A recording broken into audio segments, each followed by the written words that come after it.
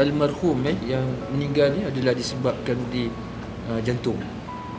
Okey, proses kemudian dan serahan khairat kematian telah alhamdulillah telah diselesaikan, dan badal haji untuk semua arwah seperti yang telah dilaksanakan di tabung haji bagi yang telah meninggal dunia, 4 tu yang telah meninggal dunia dilaksanakan oleh tabung haji.